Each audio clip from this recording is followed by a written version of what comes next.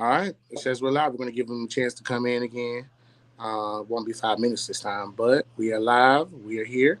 The Gift of Conversation Podcast 2.0 with your boy Jonathan Hodges as your host. And I also have the delightful pleasure of being joined today by Reverend Dr. Christian Frazier, mental health expert. Dr. Frazier, as we're welcoming people into the room as they're finding their way back to the Gift of Conversation Podcast, just thank you so much for being here. I appreciate that so much. Thank you so much for being here. Um, and so I just want to encourage somebody to share the live, get ready for the live. It's going to be a great conversation tonight. One of which is going to bless a lot of people, especially our men. We have a lot of mental health issues in our communities that are just vastly growing. And it not only affects the person who's dealing with it, but it also affects um, their family members, their loved ones, their caretakers. So it just behooves all of us to make sure that we are checking in on ourselves and that we're doing what we're supposed to do as far as self-care and just making sure we live good lives. I heard today I am subscribed to the Washington Post. And so I listen to their podcast called The Seven, and they give you 7 highlights every day of different highlights that are going on in the world. And one of them was just a simple, quick, fun note that says that if you take vacations, you will slow your aging process down. Like with all the events that you have on vacation, whenever you go on vacation, it says when you take vacation, you are likely to live longer. So yeah, just take it easy. Do whatever you have to do for yourself to make sure that you're good. Because if you're not good for you, you're not good for anybody. So it's very important that self-care is a part of your regimen, is a part of your routine every week. All right, I'm gonna see if I can bring Dr. Frazier back up here. We got about 5 people in here. I need you guys to like and share, love, tag, comment in this conversation because it's gonna be one for the books. All right, I'm bringing them up right now. Reverend Dr. Frazier, you with How's us it again? going? I'm glad to be here. Listen, Excited. Look, we had a little difficulty, but we here. We're ready to do the thing and have a good time. Talk absolutely. about a serious issue, but I'm going to tell you the truth. We can have a little bit fun, with it because we got to normalize these conversations about mental health. I heard you talking a little bit about self-care. I teach a class, mental health first aid, and a part of that class, we talk about self-care because it's extremely important. We use the analogy that, like you remember, when you ride on the plane, they always tell you, make sure you put the oxygen mask on yourself first Mhm. before you try to assist somebody else. We have to make sure that we take care of us first. Keep Absolutely. you number one priority so that we can take care of the others that we have in our responsibility, our families, if we're leaders, if at work, at church, wherever we may be. But make sure that we take care of self first. Absolutely. That's very important. Listen, first of all, let me give you your flowers while you're here and say thank you for your contribution to this world to make sure that there are people in place that are skilled, that are trained, who are well able to give us knowledge about how to take care of ourselves, take care of loved ones, all of that. Like so all encompassing with everything that you do. Like how do you have time for it all? How do you serve on so many boards and work with so many different alliances and just get it all done just to be who you are and do the things you like to do? A lot of people actually ask that question. They're like, "Do you actually sleep?" Right. Um, somebody called. Somebody probably watching right now. They often call me an android or a robot. They're like, "You're not human." I believe it. But You're I always doing actually am a kind of unique human. Um, I have a really high IQ. I went to the second hardest school in the world, next to MIT, the Navy Nuclear Power School in Orlando, Florida. They take 6 years worth of college and cram it into a year and a half. So when it. I tested to go into the military, and my ASVAB score, I mean, it equates to above 120 IQ. I didn't really know that because I grew up in the hood. I went to project schools where the books were ripped out. I didn't go to special classes. I wasn't identified early on. I just was always on the honor roll, and I just knew it didn't. I didn't have to study much, but understanding with 120 IQ and above, there's only like 2 or 3% of people on the planet, and Mm, then you can actually do anything. So because I am multi-gifted and I can actually manage different projects and pull things together, that's what I do. I work with about 15 to 20 different hospitals, uh, behavioral health organizations, the Florida Department of Health, and I find all the resources together. And then what I do is kind of connect the dots and use a public health approach so that we can go out to the community and spread awareness about substance abuse, homelessness, mental health, because all three of those are really tied together. Chances are, if you're homeless, you probably have mental health issues, substance use issues.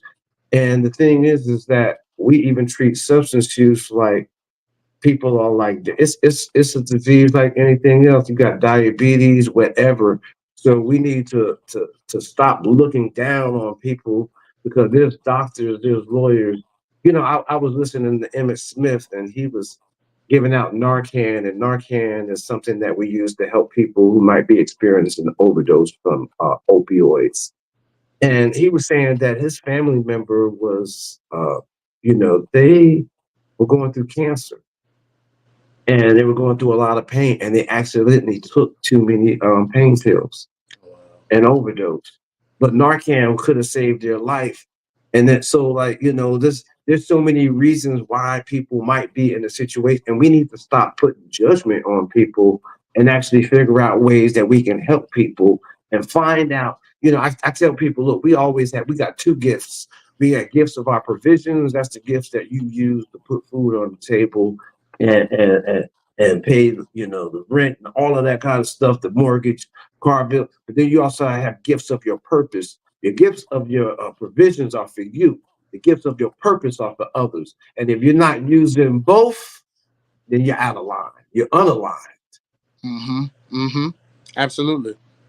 Dr. Frazier, let me ask you, with the organizations that you serve, I know you guys serve different hospitals and that type thing. You also train others to be those caretakers. You train others to have those skills and trainings in place to be able to serve other people. What are some of those skills that you're looking for when you're training other people? Like, what's something very important that you know that a person has to have in order to serve well in the community that you're serving? So, and I teach mental health first aid. It is a national training. In the state of Florida, where I'm at, it is required. It's law. So if are a teacher or you work in the school system, 80% of the employees have to be certified in youth mental health first aid. And what that does is it teaches you how to be able to identify the signs and symptoms of a youth that might be going through a mental health crisis. We know that youth are resilient, but we don't have to make them so resilient. We have that conversation, a lot, but we have to be able to identify, and we know that if we can help a youth through a crisis, we can typically avert that crisis or that trauma from becoming a lifelong bout with mental illness. Mm-hmm. And so, a lot of people don't know the statistics, and I teach this in the class, but suicide is the second leading cause of death in the United States between the ages of 10 and 34. Mm. We have a lot of 10 to 17-year-olds who are calling the 988 crisis suicide line, and unfortunately, only 23% of our country even know that that line exists. But Wow. it's the national 988 hotline. There's counselors on board 24 hours a day. You can call, text, reach out to them through the web, chat. But, these are people who are available to talk to you, when you feel like you don't have anybody to talk to. And loneliness is an epidemic in the United States as well. The CDC has declared it a public health emergency, Mm. and 61 million people in the United States suffer from loneliness.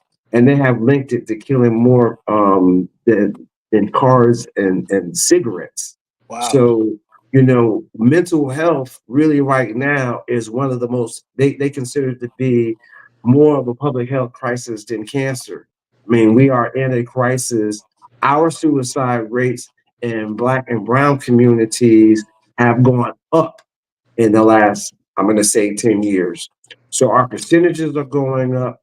And then as far as men, are concerned, we are really the last to be able to get help. Our suicide rates are about 4 times more than women. And um, we're not seeking the help. Only 1 in 3 African American male is actually getting mental health treatment. Mm-hmm. So there's 2/3 of us out there walking around really with unhealed trauma. you know, a lot of us, I talk to a lot of men who are saying, Dr. Frazier, I'm just finding out that it's okay to be vulnerable. I'm 35, 45 years old, Mm-hmm. So because, by the time we're 5, 6, 7, 8, 9, well, we're told to shut up, keep quiet. I'll give you something to cry about. We're told to hide our emotions and everything. And then, when we get older, then all of a sudden we're expected to show our emotions, and that's just not realistic. And then men, because we go through so much societal, like what's defined to be a man. Right. So and really masculinity, the definition is so fluid. But because society has this, oh, it's not, masculine for a man to cry or show his emotions, and that's just a bunch of crap. Because Mm-hmm. men cry, men go through problems, we have issues, we have things that we do, and what's happening is that it's like that the African proverb of the frog in the pot. What we're doing is, see, if you put a frog in a pot of boiling hot water, it's going to jump right out. But if Mm-hmm. you put it in some cold water and you just slowly adjust the temperature and slowly adjust the temperature, and then what happens is that we keep adjusting at every level of temperature, every level of pressure. And then by the time that the water is boiling, it's too late to jump out. And that's what happens. So we typically use the emergency room as our healthcare system, as opposed to preventative maintenance and actually doing things to take care of our mental health. Wow. So, as to compare the ones who do and who don't, how many frogs get out the pot? Man, I mean, I'm just saying that the numbers are not, they're disproportionate. And then so you're talking about, 1 in 5 Americans are dealing with mental health issues. And then when you start talking about African American, we're 20% more likely to experience depression, anxiety, due to a lot of societal things, systemic racism, you know, uh, poverty, Yes. different, thing. So, poverty is trauma. Yeah. Being poor is traumatic. That. Yeah. So what happens is that we normalize trauma and act like it's, and I heard one of the comedians talk about, it's like, yo, I thought it was normal because it was happening to everybody else. Mm-hmm. Because it's happening to everybody else in my neighborhood, it's happening to everybody else in my community. I just normalize it. Like, give an example. I remember I grew up in Newark, New Jersey. They call it like the brick city. And I'm telling you right now, you don't be in Newark like after sundown. It's like a lot of stuff going down after sundown. Oh, I And know. Yeah. seriously, like right now, like my sister lives in Newark right now. I was like, yo, I'm getting ready to go around to the corner to the store. She was like, don't you go to that store. She's like, not by yourself. Right. I was Right. like, it's just right there. She was like, uh-uh. I was like, yo, I believe you, sis. I mean, this was just 2 years ago. So you know, growing up in that area, I was robbed at knife point when I was 7 years old. You know what I'm saying? And having your life threatened is the most traumatic experience you could have. But because I grew up in the hood, it was just normalized. Like, this is what happens. This is what And happened. see, then we normalize a lot of the trauma. And then what happens is it builds up over time.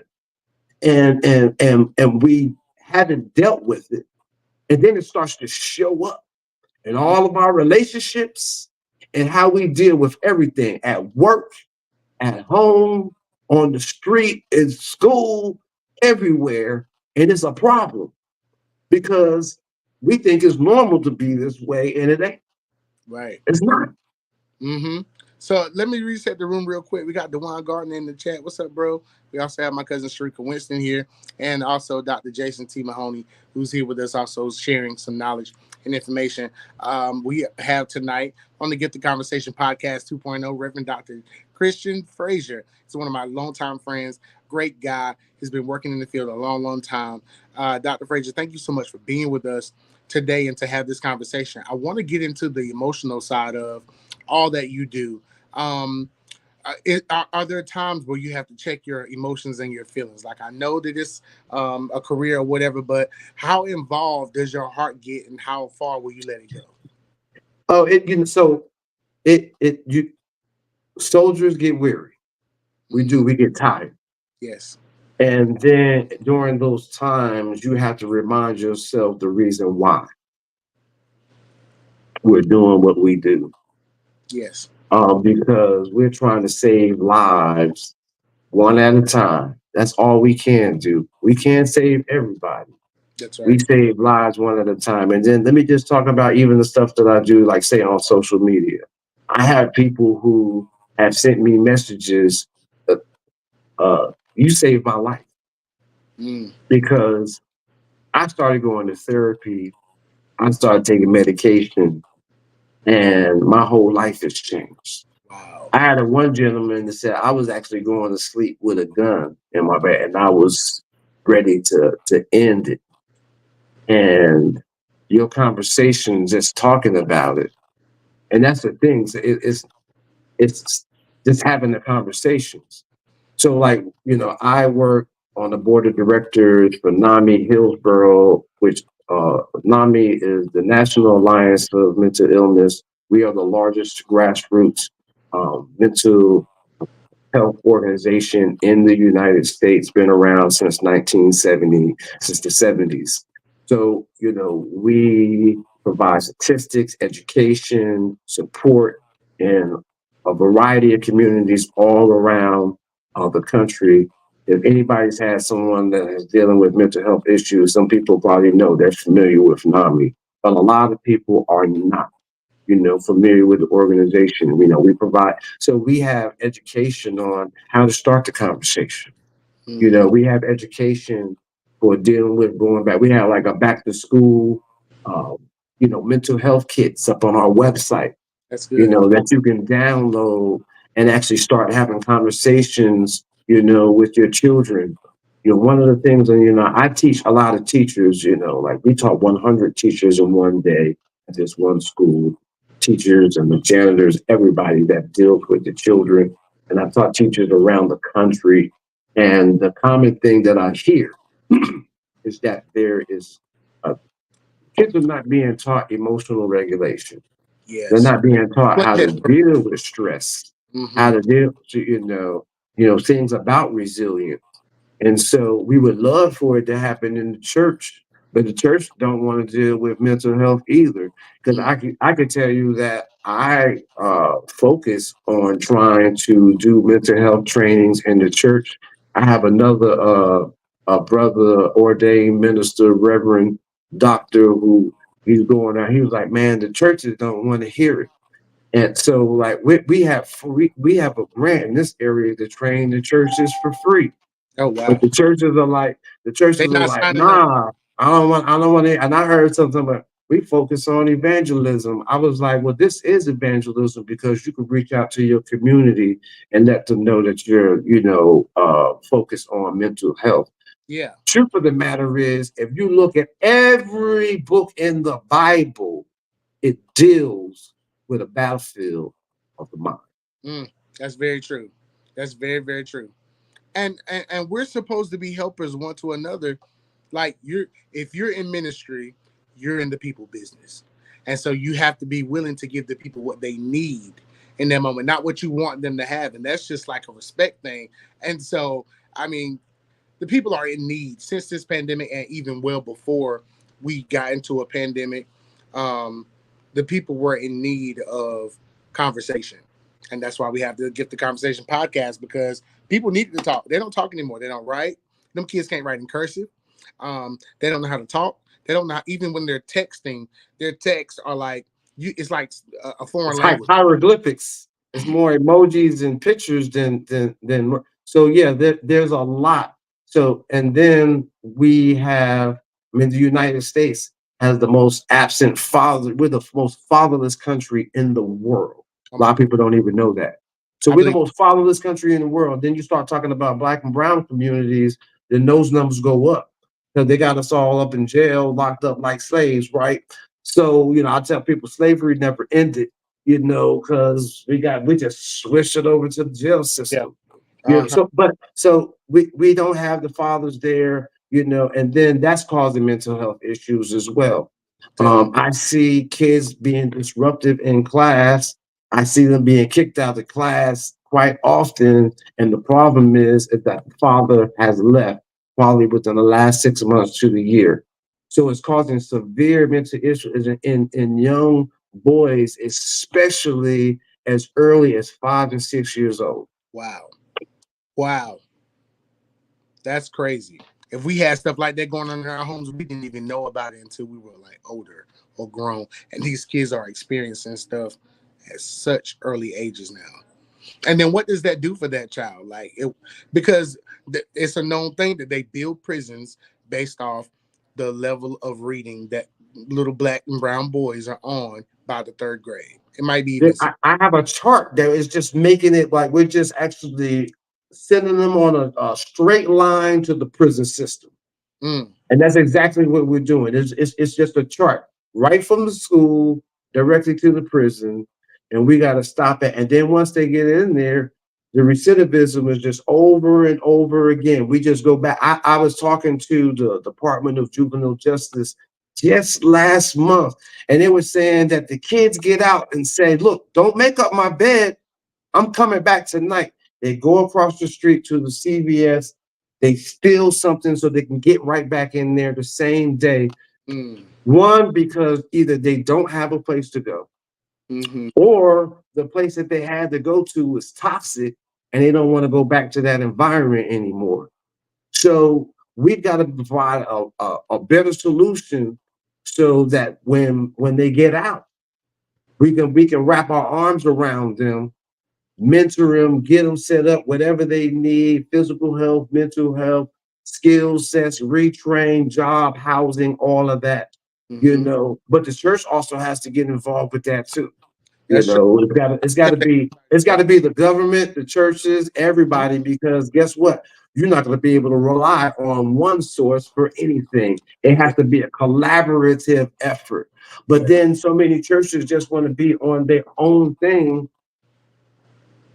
and Mm-hmm. their own soapbox.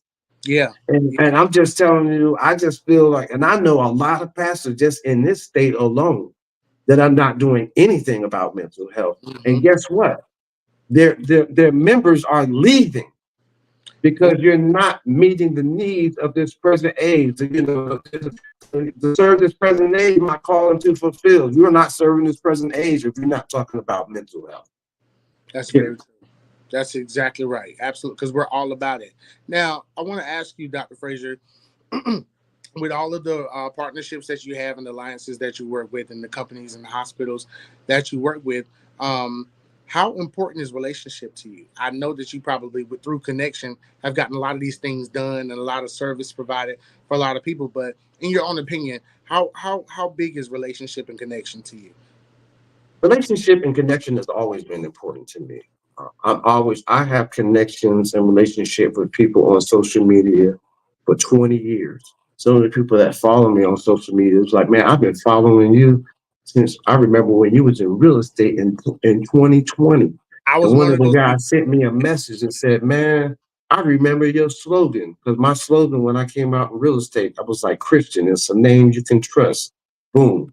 I became the number 4 real estate agent in the whole state of Florida. I was blessed also because I said, I'm not practicing real estate on Sunday. I have to put God first. Mhm. And I always tell people if you take care of God's business, you turn around and take care of yours. He'll Will always be that fourth man in the fight. every time. Oh my God. I love that. I love that. So, you have not always been a part of mental health, the scene of mental health on this level. You were in Hollywood minding your own business. Why mental health? I mean, you've done so many things. You're an author, Oh, all that stuff, famous, successful on CSI, NCIS. What I mean, what else were you on? Grey's Anatomy, Gotham. I worked in low key. People tell like, they said, Christian, you always working. Like I used to work 6 days a week. And I worked on everything, and I feel like I've met everybody from Regina King, um, Dave Chappelle. I've hung out with Dave Chappelle. I used to double for Common. Because a lot of people think, I look like Somebody Common, called me today. and we used to, I Where's the tell people comment? I'm uncommon, uh, and I've actually performed as Common. I performed with Patti LaBelle. I mean, how many people get to say they sang with Patti LaBelle? Exactly. And I just feel like I've been favored and blessed in a lot of areas in Hollywood. But I feel like what I learned in Hollywood helps me today. Mm-hmm. And then the reason why I got into mental health, first of all, is because I was in sales and I was in high-end sales at GE and AT&T. So they teach you some psychology because sales is about psychology, and we had to learn people. So when I went to GE and AT&T, they sent me to this master's level course on how to study people. But they said, "Oh, don't worry, this is not just for work." It was like this you could use anywhere. It was Mm, like, especially with your spouse, but it was like if you understand people and you're better to be able to communicate with them.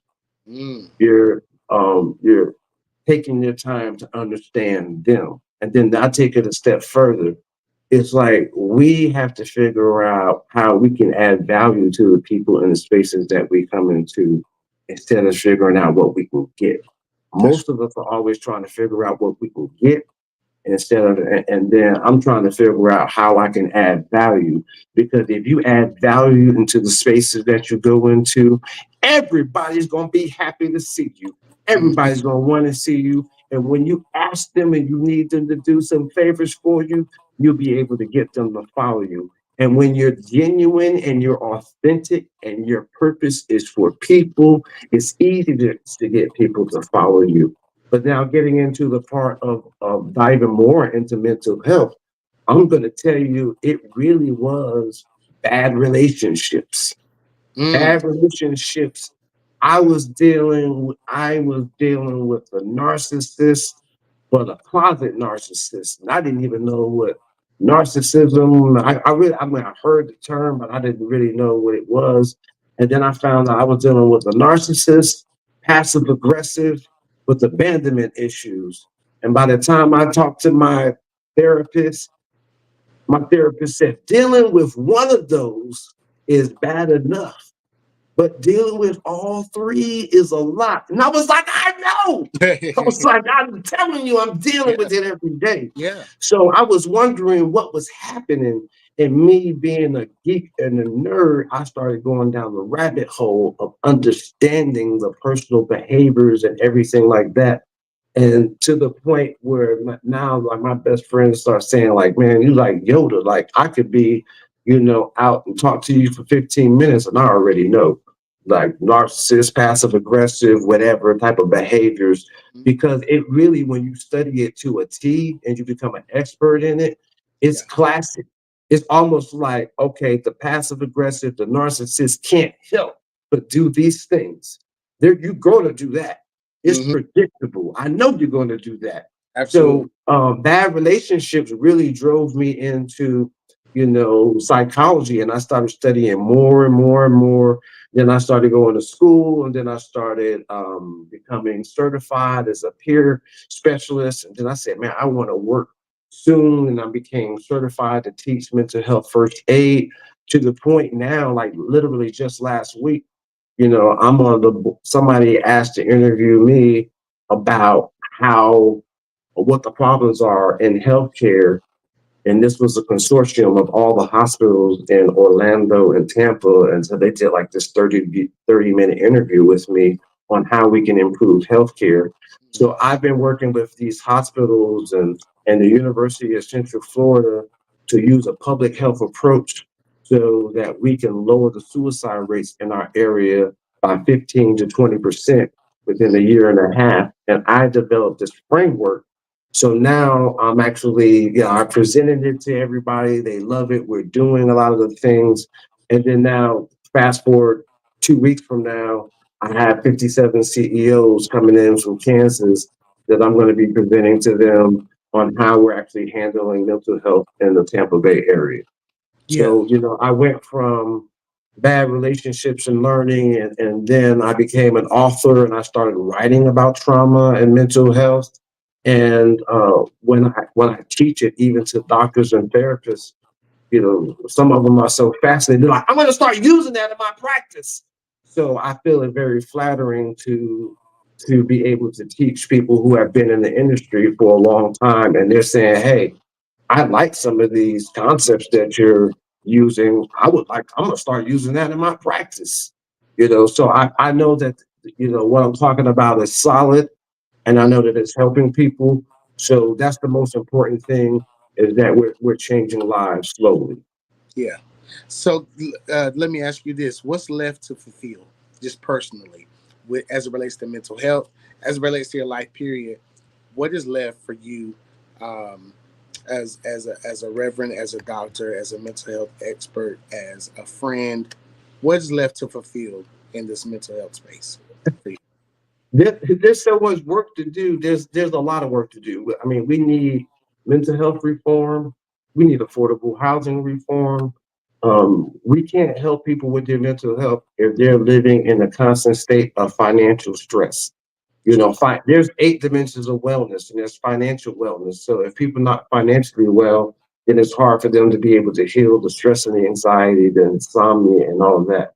So we have to look at the whole man: spiritual wellness, financial wellness, environmental wellness, social wellness, physical wellness.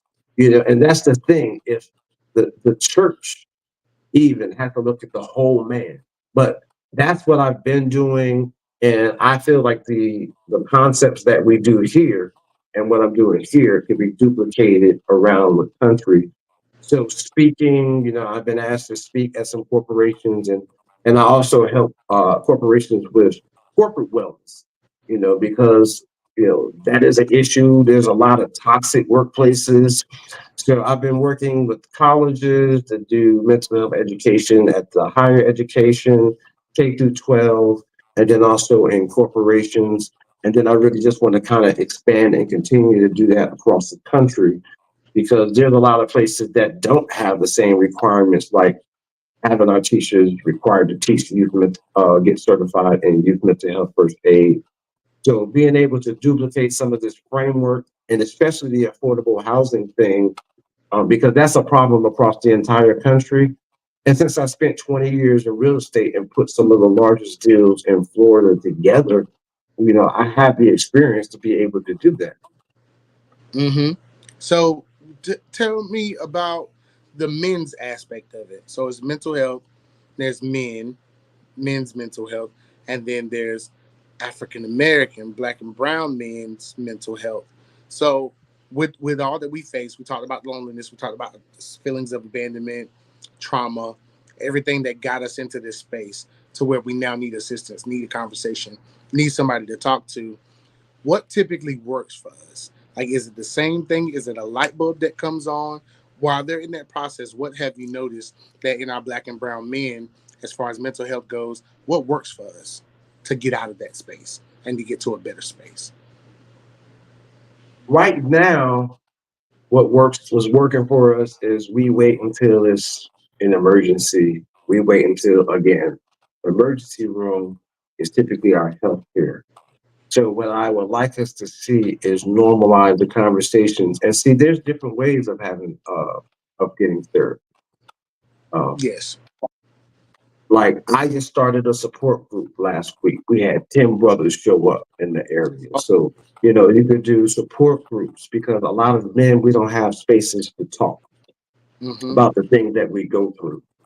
Mm-hmm. So And then also being able to have a range of ages and wisdom and experience in the room brings, it makes it such a valuable and powerful experience.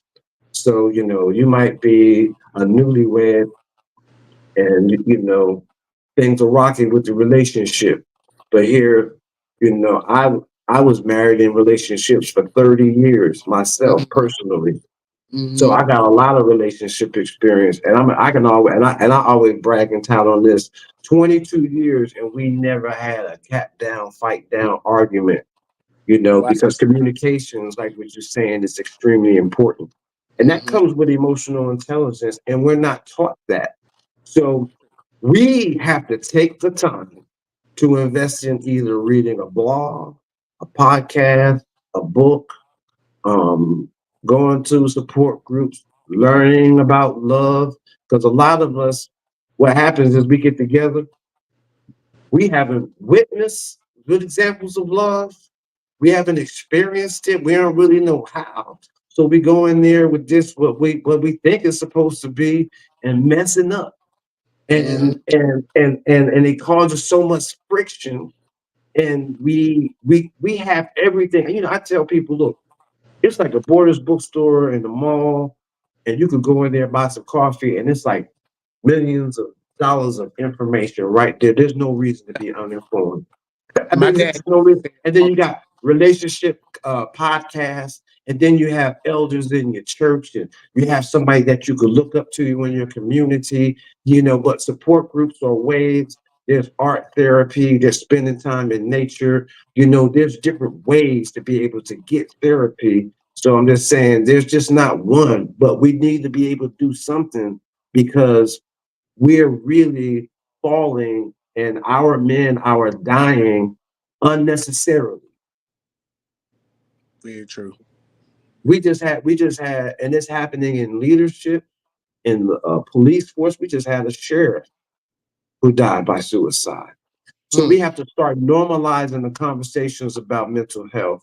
And we can only do that by talking about it in these groups, in these forums, having Absolutely. community events.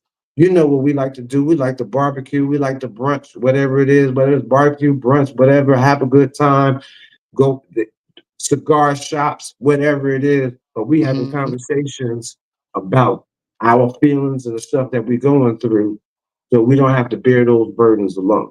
Yeah. Yeah.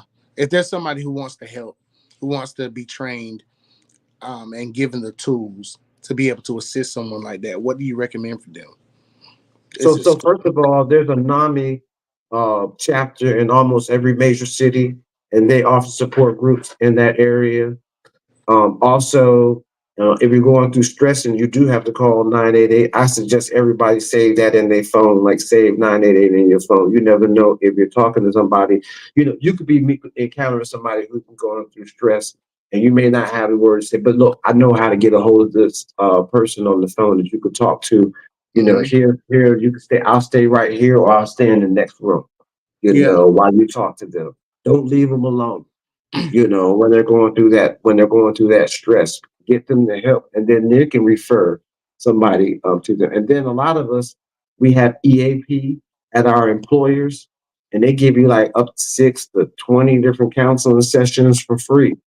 Oh wow. And that's not even including the insurance. Almost every major employer has EAP. It's a part of their insurance, but a lot of people don't know because a lot of us don't read the HR manuals and nothing. We like, just give me that check. But Mm-hmm. secondly, we have EAP, and then also the insurance that we have on our job. Typically, it's covering, mental health. And then a Wow. lot of times, and then if you don't have the insurance, you don't have anything, there's community partners available. 211 is available everywhere in the country. So if you 2-1. can't get a hold of 988, which you should be able to, 211, tell them, Mm. hey, I need counseling resources in my area, and I don't have insurance, I don't have any money. I know, like in our area, we have a company called Tampa Family Health Centers. They have 15 locations around town. They have counseling for people who don't have insurance. You don't even have to have documentation. You could be an undocumented person here and they will see you. They'll make sure you get your physical and your mental health taken care of. So there's Yeah, community organizations in a lot of different big cities, but 211 is a way for us to be able to find them. So if you don't know, and then again, you can go to NAMI.org and look for your local chapter and find support groups. And then the other thing too you could do, you could get trained, get mental health first aid training yourself. I have a grant I could teach a bunch of you virtually. really. Yes, I can get you So we certified find you. virtually. You have to just commit to at least one day and 2 hours of pre-work. And we have a grant from the National Council of Wellbeing and the National Changing Minds Initiative to teach people. So I've been teaching people all around the country and getting certified in mental health first aid. But then also you can get trained in how to um, facilitate support groups through NAMI. We Mhm. have signature training around the country, and then also there's peer training. You know, peers are people like myself with lived experience. I'm a person who suffers from anxiety and depression, and I'm a person who survived suicide 15 years ago. So I know what it's like to be without hope. I know what it's like to be in that state. I know what it's like to feel like there is no way out, so, and then I'm going to say this in a lot, and this especially in our Black and Brown communities, mindfulness meditation. Ooh. A psychiatry report stated that mindfulness meditation is effective as medication in the treatment of anxiety. Learning how to breathe, not just you breathing like we do every day, but learning how to control your breathing, it's a game changer. It literally or scientifically, it shifts your thinking when you're in the fight or flight mode from one part of your brain to the other.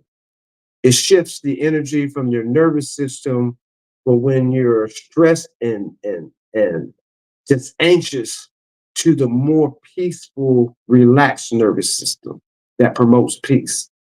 So learning how to do this when we're anxious, when we're depressed. And then I'm releasing another book. It's called Happiness Triggers. Learning your happiness triggers and getting an arsenal and journaling them and going through the exercises that I put in there. You learn how to pull yourself up out of situations and also reprogram your mind because we have a lot of unlearning to do from the stuff that we was taught from television, our society, our grandparents. A lot of the stuff that Big Mama told us, we believed it to be true, but she was just doing the best she knew how, but she was not telling us the best thing. And we have more education and we have more access to information now. So we have to do a little bit of unlearning to be able to be healed. And we can do that.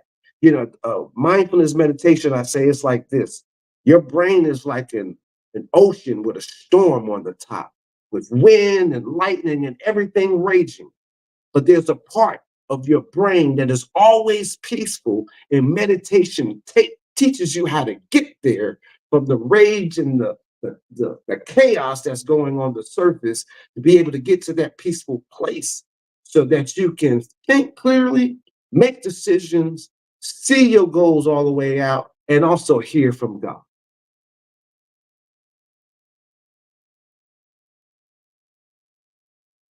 I lost you. Are you on mute? Yeah, I did because I had my little fan on. I didn't want to like drown you out. I wanted the people to really hear what you had to say, and I'm so glad I did because you just preached to us. I feel like sometimes I've been through depression before, but I didn't realize that it was depression until I was out of it or partially out of it. I was like, wait a minute, what was that? Was that depression? And I was It's in it, sneaky. just like I was like in a bad space, but I didn't realize it until it was too late. So with these conversations that we have with these phone numbers that we're going to put in the show notes for people to call, are they able to find out for themselves if they're dealing with depression?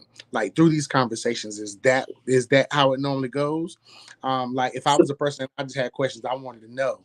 if I'm You dealing don't with even mental. have to be doing depression. You could just be feeling overwhelmed and call 988. You know what I'm saying? So if you're feeling overwhelmed, you can call 988. Now, Mental Health America has a quick where you can kind of like do a mental health check online and Mm, actually see, kind of. But why not just go to therapy? Like I mm-hmm, tell people, go to therapy when things are great. First, mm-hmm, first of all, I'm gonna tell you why. You want to have a relationship with a therapist already. right. Because life is going to be life and trauma is going to happen. And Mm-hmm, you want to have a relationship with a therapist when it happens. Call, I got to see you tomorrow. mm-hmm, Because when it happens and you got to call and search around and try to find a therapist or a counselor, and the next appointment is not for 2 to 3 months, mm-hmm. so you want to develop a relationship with a therapist that you at least go once a quarter if you're not doing something, Right. but and I tell people it's therapy is they don't first of all, a therapist can't tell you what to do. That's not what they do. That's right. It's Typically, not. a therapist is going to let you figure the situation out because it Yeah. is against the therapeutic relationship for them to tell you anything. To do. They can Mm-hmm, give you some options. Hey, mm-hmm, do you like, I had a guy because like I'm up here. He was like, he wanted to hire me because he said he used this example. Like, as a therapist, I can say, like, do you think it's a good idea for you to hang out in the crack house? see. But as a peer, you could tell them like, no, but under the therapeutic relationship, they can't tell you what to do. Right. They can give you perspectives and everything like that, but it is up to for you to be Mm, able to make those breakthroughs. And a lot of them they have new modalities and ways to help with trauma. And like they have this new one I love, it's called EMDR. It's so effective that they're training EMTs to do it on accident sites. They say the closer that this therapy is done to the time of the trauma, it actually can reduce the effects of the trauma. mm, So I'm wow. just saying, like, it is there's powerful new traumas, and there's a lot of different things. See, a lot of people have been going to therapy and taking medicine for years, and like, I'm not getting no better. The New York Times, I think, posted a report about that. That's because a lot of people are just doing talk therapy. Talk Yeah. therapy may not just really work for everybody. And if you've been through trauma, you need more than talk therapy. You need to heal your trauma because if you're just talking, guess what you're doing? You're reliving your trauma over Mm-hmm. and over and over again. And you're really strengthening that trauma Wow. as That's opposed to tearing it down. So because you keep reliving it over and over again, and you're just going through that over and over and reliving it, so it gets stronger and it builds a more of a stronghold within you. But if you actually I tell people you can't change your past, but you can reframe your past, and you can take it for that trauma, and you don't see it as a thing that hinders you and holds you back. You transform that stumbling block into a stepping stone. Because I tell everybody, every superhero had trauma. Batman had trauma, Superman had trauma, Wonder Woman had trauma, Spider-Man had trauma. Trauma is what makes you powerful. It was gives you the skills that you need in order to be able to help somebody else to be resilient and get to the next level in life. We spend so much time running away from problems when we really need to run to them because that's where the miracles and the blessings are on the other side of it. Yay! I love it. I love it. Oh my gosh. You are preaching. That is so true. With every bad thing that we went through, it made us. It developed us. It grew us. It taught us. Um, so I don't even run from uh, bad situations, circumstances, whatever predicaments. I run to them, like you said. I love that you said that. I also love how you were talking about your next book, which is called Happy Triggers. Happiness triggers. Happiness Because Triggers. Can you give we us know some? our PTSD triggers and how people trigger us into whatever, but we need to figure out what our happiness triggers are, things that get us back into that happiness state. Because it's like instead of running from happy from here to there, we have more control to be have more empowered joy anytime that we want. Mm-hmm. Well, let me. So give us an example, please, of the happiness triggers. Can you give us an example of that? Again, I'll give you an example. Like for me, it's a couple things. It could be a movie. Like one of my favorite movies is Coming to America. So like I'm having a bad day or something like that, I need to laugh, Yeah. to change my whole mood. Let me watch Coming to America. I like some more. Me and some more, we both from New Jersey. She's one of my favorite comedians. I can watch some more, and some more is gonna make me laugh. I'm a stand-up comedian too, so that's one of the other things that I do. I've done in New York, all over the city, and but I love watching comedy. I've been doing it since I was young, so that's my happiness trigger: laughing, and then also making other people laugh. I have people like I have a group. I make people on Facebook and I post jokes and stuff like that. But people will send me messages. Man, I was having a bad day, and I saw that meme, and I bust out laughing, and it changed my whole attitude. Mm, So laughter is a happiness trigger. But for some people, it might be music. I tell creative people if you play an instrument, a saxophone, or something like that, like you're sad, depressed, or something, go to the park, play your instrument and make other people happy, make them dance. That happiness, that gold, it's gonna shine right back on you, and it's gonna make you feel good, and it's gonna take your mind off of your problems and your situation. So we mm-hmm. have to learn how to build up this reservoir of happiness triggers, but then also learn how to reprogram our mind and reprogram those things that happened to us in the past. Like I said, I had bad relationships, but I take those relationships and use them as case studies. I was talking to a doctor and I said, I had a relationship and I told her, I was like, I feel like I speak to your trauma more than I speak to you. I'm waiting for the real you to show up, but all your conversation is based on your trauma, Wow. and the doctor said, whoa, that's powerful. You know what? I got a lot of patients. That's the only language they talk, so we have to get people, snap people out of that, understanding that the words that you say control your reality. The Bible says that the kingdom of heaven is within you. Your heaven and hell really is dependent on your thoughts and your thinking. That's very So true. a lot of people are living in hell based upon their thoughts and the words that are coming out of their mouth. They keep speaking death instead of speaking life.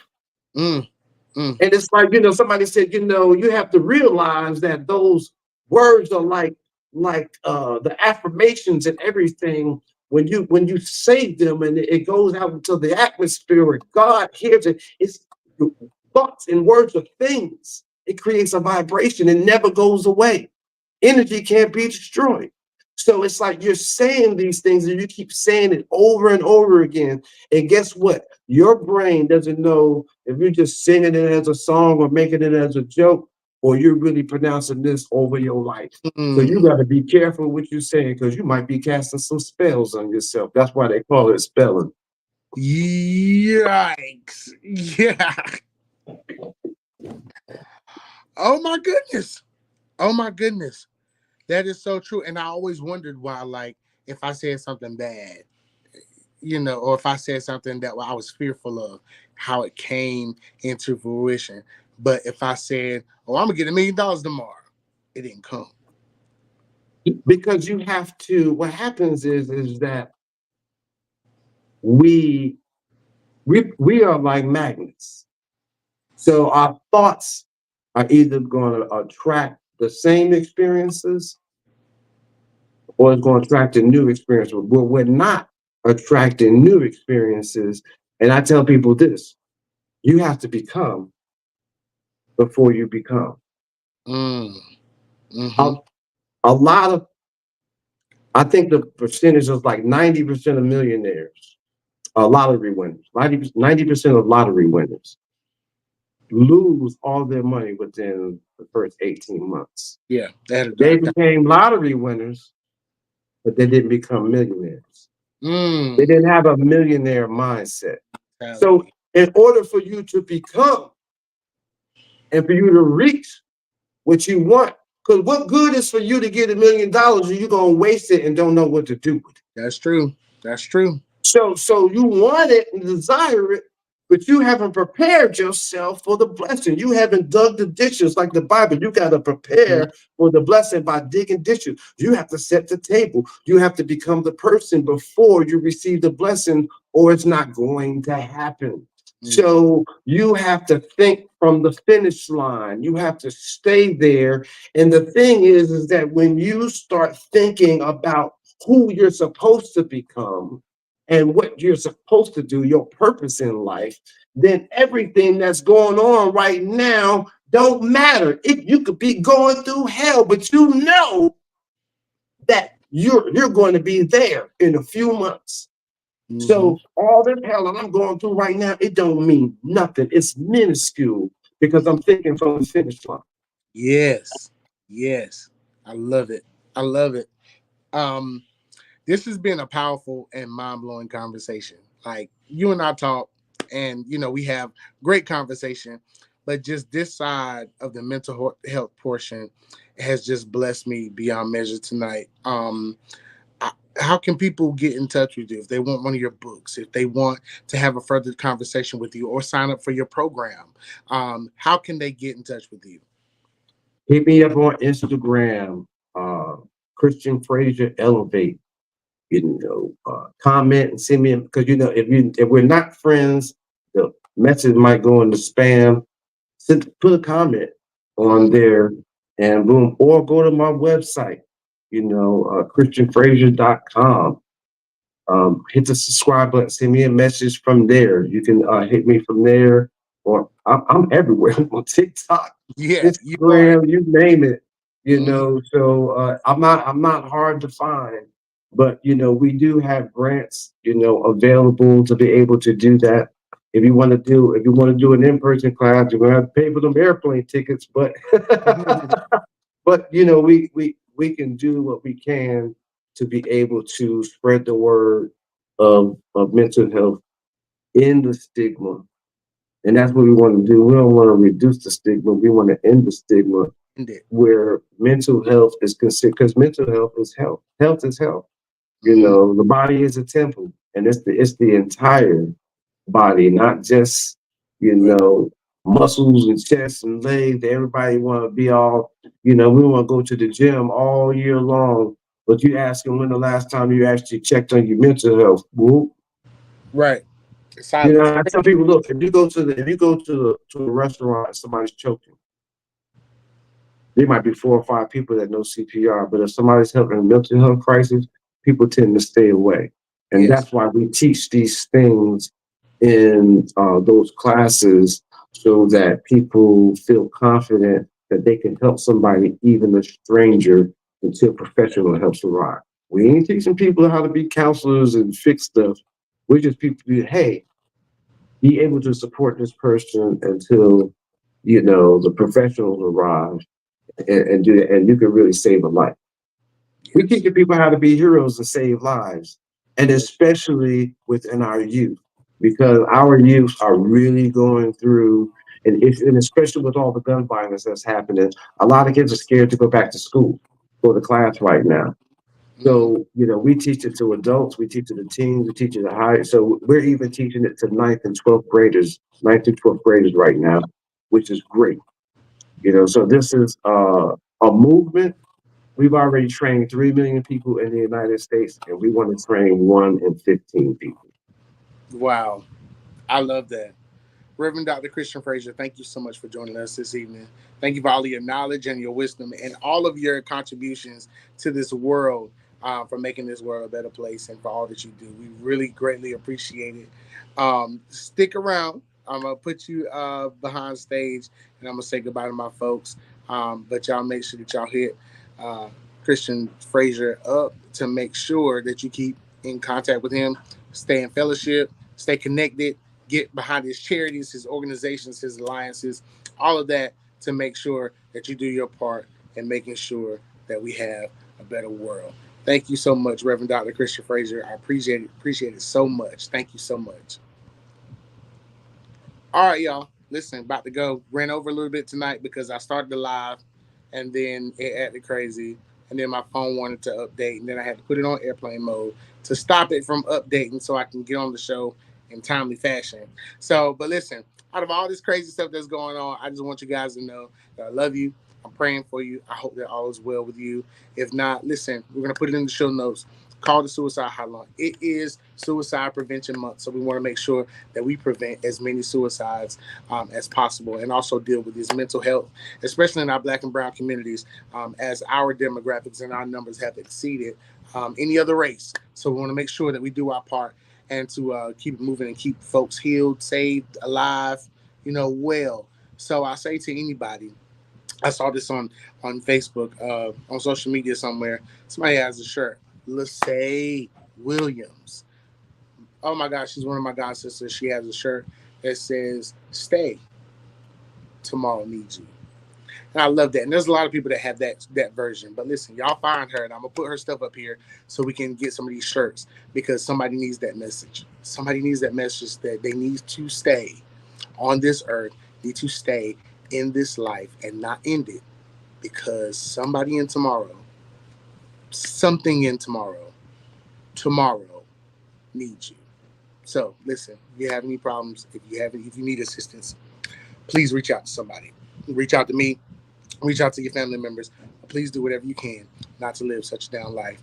And I want you to live the best to the best of your ability. Why? Because life is so short, death is so final. I love you guys. Until then, stay in peace and not in pieces. I love you all.